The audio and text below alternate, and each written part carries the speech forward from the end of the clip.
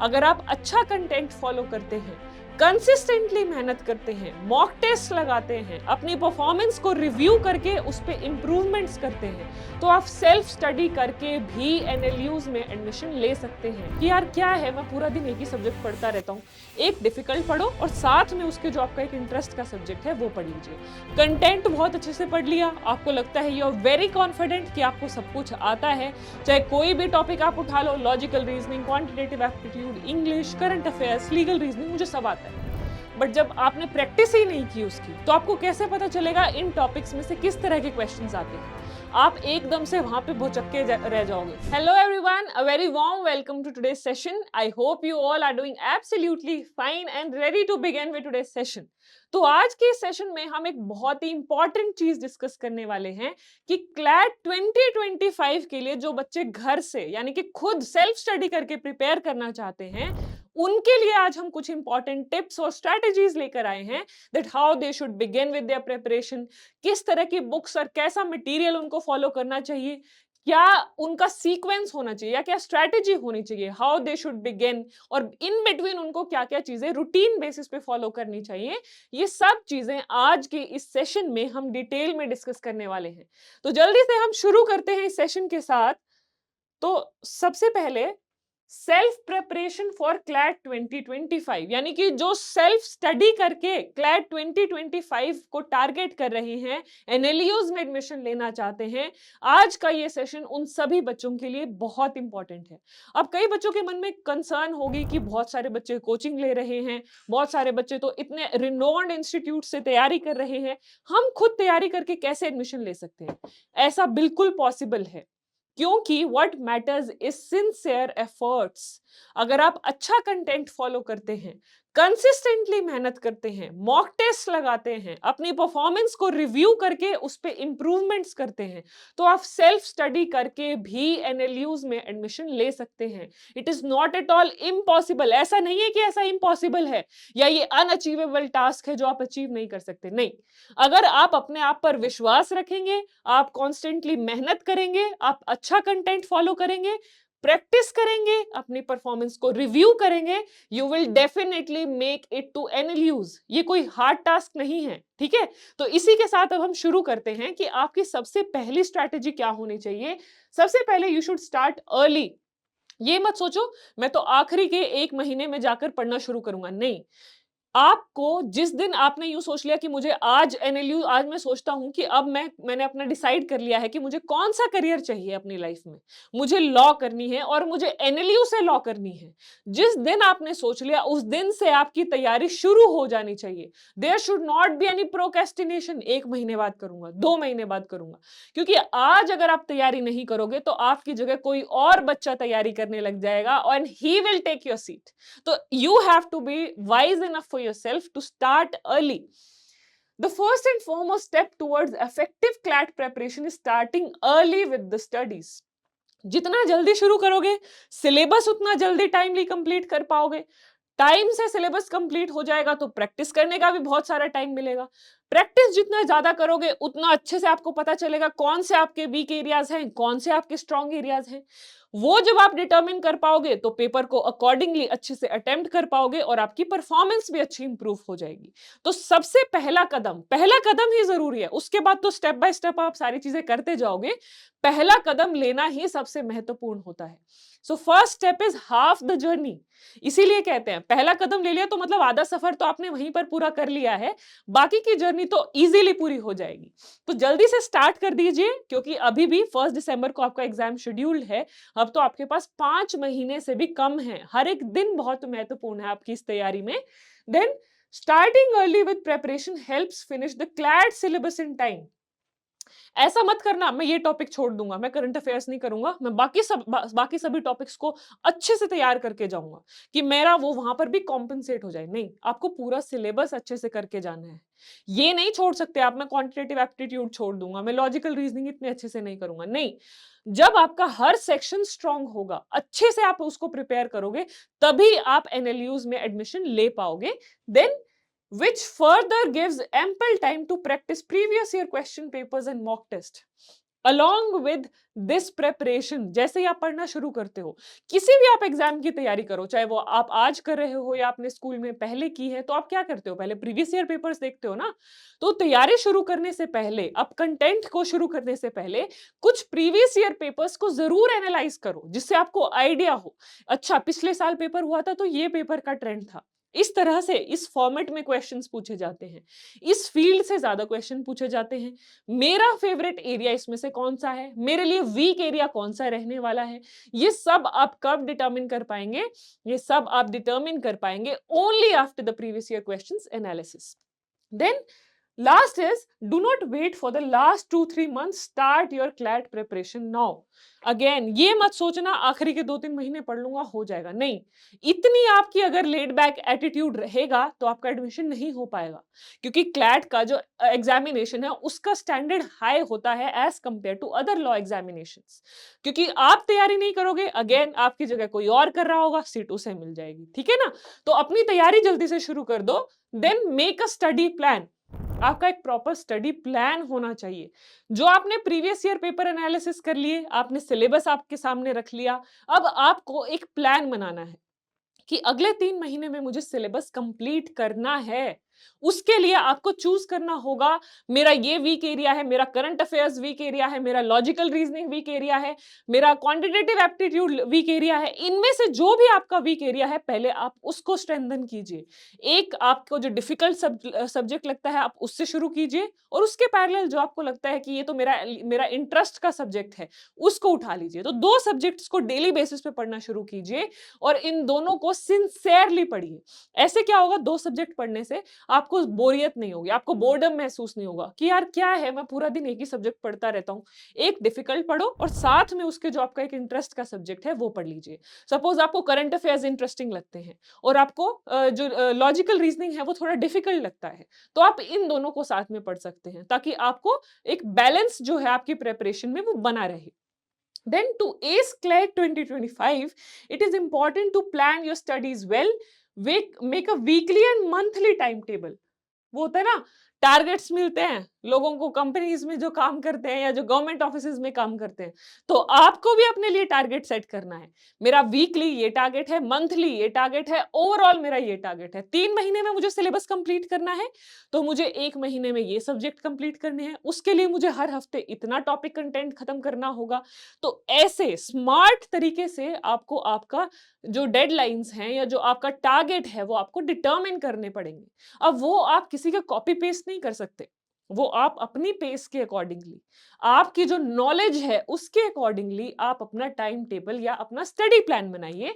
Then containing details on which subject and topics to study and how much to study. Again, as I told you, ये जो study plan है ये आप बनाइए according to your knowledge, according to your pace and according to availability of time. ठीक है, तो ये तीनों फैक्टर्स बहुत इंपॉर्टेंट रहते हैं आपकी स्टडी प्लान या आपका टाइम टेबल बनाने में। इन तीनों फैक्टर्स को ध्यान में रखते हुए अपना टाइम टेबल बनाइए। Then focus on studying 7 to 8 hours a day with breaks of 1 hour after every 2 hours of study। यानी कि ब्रेक लेना बीच में बहुत जरूरी है, ये इंपॉर्टेंट है। ठीक है, अगर आप कॉन्स्टेंटली दिन में 4-4, 5-5, 6-6 घंटे पढ़ रहे हो, आप जल्दी एग्जॉस्ट हो जाओगे। आपका जल्दी यू विल बी, आपका सैचुरेशन पॉइंट आ जाएगा कि बस यार इससे ज्यादा मेरे दिमाग में नहीं जा रहा। नहीं, ब्रेक लेना बहुत जरूरी है। 1 घंटा पढ़ो, 15-20 मिनट का ब्रेक लो, फिर 1 घंटा पढ़ो, फिर 15-20 मिनट का ब्रेक लो। उससे क्या, आपका माइंड फ्रेश रहेगा, आपका माइंड एग्जॉस्टेड फील नहीं करेगा। तो ब्रेक लेना जितना जरूरी पढ़ना है उतना ही दिमाग को ब्रेक लेना भी जरूरी है। तो इन वाइल यूर स्टडिंग जितने घंटे भी आपको कंफर्टेबल लगता है, दिन में 5 घंटे पढ़ना है, 6 घंटे पढ़ना है, it is different, it varies from student to student. ऐसा नहीं है कि जो 10 घंटे पढ़ रहा है मंजिल उसी को हासिल होगी। स्मार्ट स्टडी जो करेगा मंजिल उसको हासिल होगी। Then newspaper reading is must for English, current affairs and increasing reading speed. तो जो बच्चे खुद से प्रेपरेशन करने वाले हैं, जो सेल्फ प्रेपरेशन करने वाले हैं, जो सेल्फ स्टडी करने वाले हैं, उनके लिए एक रामबाण है न्यूज़पेपर रीडिंग। क्यों अब इंपॉर्टेंट है न्यूज़पेपर रीडिंग? इससे आपकी 3 चीजें हल होंगी, 3 प्रॉब्लम्स का सॉल्यूशन मिलेगा। एक तो आपकी इंग्लिश जो है ऑटोमेटिकली बेटर हो जाएगी, आपको पढ़ना अच्छे से आ जाएगा, आपकी ग्रामर, आपकी वोकैबुलरी भी इंप्रूव हो जाएगी, ठीक है? दूसरा क्या है, आप करंट अफेयर्स से अपडेटेड रहेंगे। तो जो आपका दूसरा सेक्शन है करंट अफेयर्स को अगर किसी से डर लगता है, हम करंट अफेयर्स कैसे तैयार करेंगे, उनका भी प्रॉब्लम सॉर्ट हो जाएगा। तीसरी जो पेपर में कंसर्न रहती है बच्चों की, हमारा पेपर ही नहीं पूरा हो पाया। वो क्यों नहीं हो पाता? क्योंकि बच्चों को वो जो पैसेज है वो पढ़ने में इतना समय लग जाता है। तो उस स्पीड को भी बढ़ाने के लिए न्यूज़पेपर रीडिंग करना बहुत ज़रूरी है। तो ये तीनों चीज़ें हैं, आपकी एक चीज़ से न्यूज़पेपर रीडिंग से रिज़ॉल्व हो सकती हैं। तो ये पॉइंट तो हाइलाइट कर लो। जो खुद से प्रिपरेशन कर रहे हैं या जो कहीं से कोचिंग भी ले रहे हैं, उनके लिए ये टिप बहुत बेनिफिशियल रहने वाली है। एक चीज से आपकी 3 चीजें रिजॉल्व हो रही हैं। आपका इंग्लिश इंप्रूव हो जाएगा, आपकी करंट अफेयर्स इंप्रूव हो जाएंगी, आपकी रीडिंग स्पीड बढ़ जाएगी। जो जिसका आउटकम आपको जब आप मॉक टेस्ट दोगे ना, उसमें देखने को मिलेगा, ठीक है? ऐसा नहीं है कि आपने एक दिन न्यूज़पेपर पढ़ लिया, उसी दिन आपको आउटकम देखने को मिलेगा। इन चीजों का रिजल्ट, इन चीजों का आउटकम थोड़े समय में दिखाई देता है। 15-20 दिन बाद दिखाई देगा आपको कि आपकी पैसेज पढ़ने की स्पीड बढ़ गई है, आपको इंग्लिश अब और अच्छे से समझ में आने लग गई है, या आपकी करंट अफेयर्स की नॉलेज अब बढ़ गई है। ये धीरे धीरे आपको अपने अंदर प्रोग्रेस फील होगी। Then next we have revise. Revision करना बहुत जरूरी है। रिविजन किस लिए करते हैं हम? To memorise. अब आपके पेपर में 5 महीने बाकी हैं, है ना?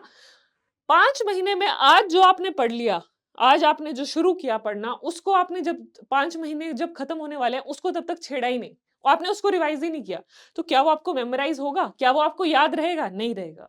तो जो भी आप पढ़ते हो ना, धीरे धीरे कुछ टाइम इंटरवल के बाद उनको रिवाइज करते रहो। और रिविजन का एक और बहुत अच्छा तरीका है, जो आपने पढ़ा उसके वीकली टेस्ट लो या मंथली टेस्ट लो। उससे क्या है, उससे भी आपका ऑटोमेटिकली, आप टेस्ट दोगे उससे पहले तो पढ़ोगे ना उस कॉन्सेप्ट को, तो जब आप टेस्ट देते जाओगे तो ऑटोमेटिकली रिवीजन होती जाएगी। रिवीजन करना बहुत जरूरी है। एक बार पढ़ के छोड़ दिया, अच्छा ये तो मुझे समझ में आ गया, मुझे इसको दोबारा नहीं पढ़ना, नहीं। ये आपकी गलती होगी, आपकी भूल होगी, जो भूल आप पे भारी पड़ेगी। इसलिए पढ़ते हुए उसके साथ साथ हर हफ्ते, हर 10 दिन में जो पढ़ा है उसे रिवाइज करो, ताकि आप उसे मेमोराइज कर सको। Then revision is important to retain the already studied. Retain मतलब मेमोराइज करने के लिए for a longer duration of time. वो रिवीजन आप सिंपली जो आपने आपके नोट्स बनाए हैं वहां से रिवाइज कर सकते हो। दूसरा तरीका क्या है रिवीजन का? टेस्ट प्रैक्टिस करो। टेस्ट करोगे तो ऑटोमेटिकली रिवाइज करोगे, तभी तो टेस्ट देने जाओगे। Then 5 days for study and 2 days for revision. ये फॉर्मूला भी आप अपना सकते हैं। जो वीकली टारगेट है ना आपका, 5 दिन मैं पढ़ूंगा, 2 दिन सिर्फ उसको रिवाइज करूंगा, या 1 दिन रिवाइज करूंगा और 1 दिन उनका टेस्ट दूंगा, ये भी बेस्ट तरीका है। आप क्या कर सकते हो? 5 days आप कंटेंट पढ़ोगे, ठीक है? 1 दिन आप रिवाइज करोगे और 1 दिन फिर इसी हफ्ते में आप जो भी आपने पढ़ा है उसका टेस्ट लोगे। तो आपका ये, this is the best approach, best way of preparation. This is what I used to follow. उससे मैं कभी भी जो मैंने पढ़ा उसको कभी भी भूलती नहीं थी। तो ये आप वीकली प्लान जो है इसे आप फॉलो कर सकते हैं, ठीक है जी। अब आफ्टर दिस नेक्स्ट, अब क्या है रिविजन के बाद है सेल्फ प्रिपरेशन फॉर क्लैट में प्रैक्टिस। हम कहते हैं ना, practice makes a man as well as a woman perfect. यानी जितना ज्यादा प्रैक्टिस करोगे उतनी ज्यादा परफेक्शन आएगी। Practising previous year CLAT question paper and mock test is the key to cracking the national level exam. Previous year paper और mock test. ऐसा नहीं है एक बार प्रीवियस ईयर पेपर देख लिया बस अब इसको बंद कर दो, नहीं। हर हफ्ते या हर महीने उस पेपर को दोबारा देखो, पता चलेगा किस तरह के क्वेश्चंस पूछे जाएंगे, किस तरह की स्ट्रैटेजी मुझे अपनानी है, कौन कौन से टॉपिक्स को मुझे ज्यादा रिवाइज करना है। ये सब चीजें आपको प्रैक्टिस से ही पता चलेंगी। कंटेंट बहुत अच्छे से पढ़ लिया, आपको लगता है यू आर वेरी कॉन्फिडेंट कि आपको सब कुछ आता है, चाहे कोई भी टॉपिक आप उठा लो, logical reasoning, quantitative aptitude, English, current affairs, legal reasoning, मुझे सब आता है। बट जब आपने प्रैक्टिस ही नहीं की उसकी, तो आपको कैसे पता चलेगा इन टॉपिक्स में से किस तरह के क्वेश्चंस आते हैं? आप एकदम से वहां पे भौचक्के रह जाओगे, अरे मैं ये क्या पूछ लिया पेपर में, ये तो मुझे पता ही नहीं था इस तरह का क्वेश्चन बन सकता है। तो उस चीज से बचने के लिए ये जरूरी है कि आप पेपर ज्यादा से ज्यादा प्रैक्टिस करें। जितना ज्यादा प्रैक्टिस करोगे उतना ही ज्यादा वो आपको एज दिलाएगा, उतना ही ज्यादा आपको खुद पे कॉन्फिडेंट फील होगा, उतना ही ज्यादा आपको पेपर का फॉर्मेट जो है उससे आप फेमिलियर हो जाओगे। ठीक है, तो प्रैक्टिस से क्या होगा, you will become familiar with format of exam. जो एग्जाम का फॉर्मेट है उससे आप फेमिलियर हो जाएंगे। ठीक है, और दूसरा, you will feel confident about yourself. Then time management, time management आ जाएगा आपको कि कितने सेक्शन, कौन से सेक्शन में मुझे कितना टाइम डिवोट करना है, कहां मुझे ज्यादा टाइम देना है, कहां मुझे कट शॉर्ट करना है। वो सिर्फ और सिर्फ वो चीज आप प्रैक्टिस से डेवलप कर सकते हैं। After this now next we have strengthen your weak areas. अब वीक एरियाज कैसे पता चलेंगे? वीक एरियाज पता चलेंगे प्रैक्टिस से। ठीक है, तो as much as you will practise you will have an edge कि आपको कौन सी टाइम, कौन से सब्जेक्ट को, कौन से टॉपिक को ज्यादा टाइम देना है। That you will get to know only by practice. जहां कहीं वीक एरिया लग रहा है, मुझे लगता है करंट अफेयर्स में मुझे और काम करने की जरूरत है, और आप बुक्स पढ़िए रिलेटेड, और आप अच्छे से अच्छा कंटेंट उसे देखिए, तभी आपको वो है, आप उस चीज को स्ट्रेंथन कर पाएंगे। Then some basic books for preparation. जो बच्चे सेल्फ स्टडी कर रहे हैं, जो घर बैठ के खुद से तैयारी कर रहे हैं, जो कोई कोचिंग नहीं ले रहे हैं, here are some suggestions of some books which might help you. This is not the exhaustive list, इसके अलावा बहुत सारे ऑप्शंस आपके पास, बहुत ही मतलब दुनिया जहान का कंटेंट आपके पास मिलेगा, but still I would suggest 100 books को फॉलो करने से अच्छा है एक ढंग की बुक को पढ़ लो, क्योंकि कंटेंट ऑलमोस्ट सेम होता है, बिल्कुल स्लाइट वेरिएशन होता है बुक्स में। तो एक को अच्छे से पढ़ो और एक को अच्छे से प्रैक्टिस करो, वो सबसे जरूरी है। तो अगर मैं इंग्लिश की बात करूं तो word power made easy by Norman Lewis, ये एक अच्छी बुक है। अगर किसी को अपनी इंग्लिश स्ट्रॉन्ग करनी है, grammatically, vocabulary, it is a good book. Current affairs के लिए मनोरमा ईयर बुक है, जिसमें आपके पूरे साल के करंट अफेयर्स कवर हो जाएंगे। लीगल रीजनिंग के लिए कोई भी एक कंटेंट बुक, इसमें भी आपको बहुत वैरायटी मिलेगी, कोई भी एक बुक आप फॉलो कर सकते हैं और उससे प्रैक्टिस कीजिए। लॉजिकल रीजनिंग में modern approach to logical reasoning by R S Agarwal, और क्वांटिटेटिव एप्टीट्यूड में भी आर एस अग्रवाल की बुक है। कोई भी बुक हो, एक बुक उठा लो एक टॉपिक की और उससे ज्यादा क्वेश्चंस प्रैक्टिस करो। ठीक है, so this is going to be the concept for your books. Okay, so that's all about the preparation tips जो बच्चे खुद घर पर बैठे प्रिपेयर कर रहे हैं।